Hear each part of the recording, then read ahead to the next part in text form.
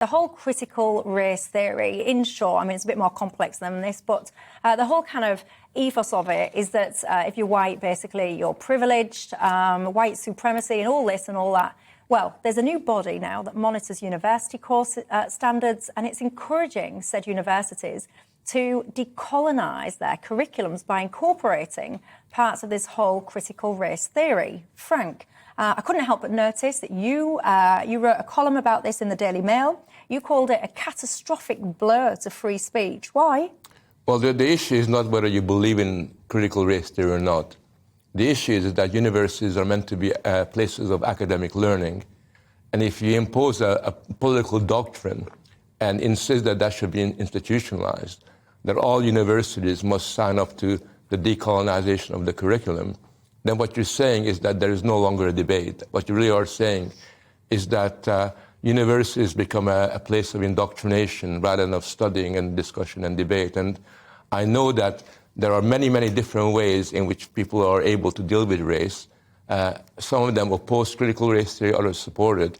I like to see a proper discussion and debate, not it being given a privileged position where essentially students coming into the university are forced to sign up to what is in fact a fairly ideologically driven dogmatic doctrine, most principally expressed by this very silly idea of white fragility, which basically means that if I deny being a white supremacist, that's a symptom, a marker of the fact that I'm white, I suffer from white fragility. You don't look very fragile to me, Frank. Thank you. Matthew, where do you stand? Do you agree with him? I'm disappointed to say that I agree with quite a lot of that. You shouldn't be disappointed. He speaks sense. If I were at university now and I was doing my classics course at Cambridge, and instead of learning about Homer or ancient philosophy or ancient history, I was being told that I was privileged because I was white, I'd be rather annoyed. I don't think it's the right environment for that. The idea that you are going to be taught some form of critical race theory, and I think it's basically critical race theory suggests that racism is institutionalised, which, by the way, it is, that we've had a massive problem with racism both in our past and our present, which, by the way, we do. But the idea that in a computing class or a mathematics class you should be talked to about this seems to me relatively absurd. Do we need to, and this is really important, do we need to change the way we look or develop the way we look at our own history in Britain and other countries? I'm sure that it's the same case. Yes, of course we do. Because I was brought up thinking that Britain was basically this great country, and in many ways we are, that had won the Second World War, that had won the First World War. Churchill standing up to Hitler was something we should all be deeply proud about. Remembrance Sunday is something that we should continue to do for centuries, I believe. We should remember the sacrifices of those that went before us, including, by the way, my grandfather, who won the Military Cross in the Second World War for going up to the enemy lines in France and preparing the British Army for the D-Day landings. Let's remember those sacrifices. Let's remember those heroism. But let's also take account of the fact that we were heavily involved. Yes, we may have contributed to the end of it, but we were heavily involved in the slave trade. We colonised other countries. We went to continents where we had no business being, and we raped and pillaged and we did dreadful things. We have to learn about history in all its complexity and in the round. It's just that, to my mind, the place for learning that is not when you're a 19, 20, 21-year-old student learning classics or computing at university. But that's not what critical race theory is all about. It's not about let's review our past, let's have a critical discussion. No, he's moving it on. Matthew's moving it on from critical race, and what he's saying is you've got to tell history warts and all. Yeah, but it seems to me that what we're doing, but what critical race theory says, essentially, is you need to be ashamed, not only of being white, you need to be ashamed of your past. So there is nothing good in Britain's past that's worth redeeming. Our traditions are by definition shameful, and we should be loathing it. And what I think is really important here is that you and I can disagree about different historical incidents, about the slave trade, about the empire, and that's fine. Well, we wouldn't disagree about the slave trade, surely. Well, there's different ways of understanding the role of slaves in historical times, obviously.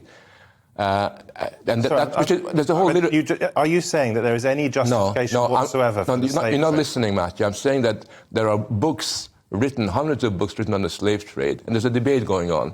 That's what academics do. About what? What's the debate about the slave trade? Well, it may be black and white to you, but the meaning of... what's the debate? Well, the debate basically is the role of slaves in terms of encouraging industrialization and capitalism, the role of slavery in terms of being responsible for racism, or did racism begin beforehand? There's hundreds of questions that are being debated because historical events as important as slavery cannot be simply discussed in terms of black and white. They need to be understood and examined. And my point really is it doesn't matter whether we agree or not. The important thing is not to impose a single line, one line upon the university system, because that's what I'm really worried about. When we have dogmatism being institutionalized, it means that young people and academics like myself are no longer free to express their views. Let's migrate away from the kind of in-depth slavery conversation. Let me ask you this, Matthew. Do you think that young people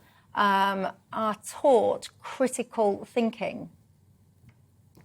I was certainly lucky enough to be taught critical thinking when I was at school, but I went to a very good school. I was extremely privileged. My parents were wealthy enough to be able to send me to a private school. As I said earlier, it wasn't perfect. I was badly bullied for quite a lot of my time there. But I certainly understood how to think. My brain was trained. Just one example of that was Latin. It's a subject that I think is really important, and I'd encourage its introduction more widely into state schools. Why is Latin? Why do you want kids in state schools to be learning? It tells you about language. It gives you a perspective on life. It's the most important subject, because if you learn Latin, then you understand your English much better than if you... I can't have this. You're telling me that the most important subject for me, it's what saved me. Is Latin. Yeah, I mean, give me a break. It is what saved me, because I was a really bad student. But Latin opens up the world to you in a way that's indescribable. But most importantly... Well, try and describe it. Well, it teaches you about language, how language is constructed. And the more you understand language, the more you understand yourself and other people. And GBNews is about how Great Britain is, partly. It's sort of the manifesto of GBNews. Latin teaches us the roots of our own language. If you go through the English language, you will find many, many, many words that have their roots in Greek and Latin. Learning about our past and where we come from, where our language comes from, is so important as a part of understanding our present and helping us with our future. It also has some of the greatest literature ever.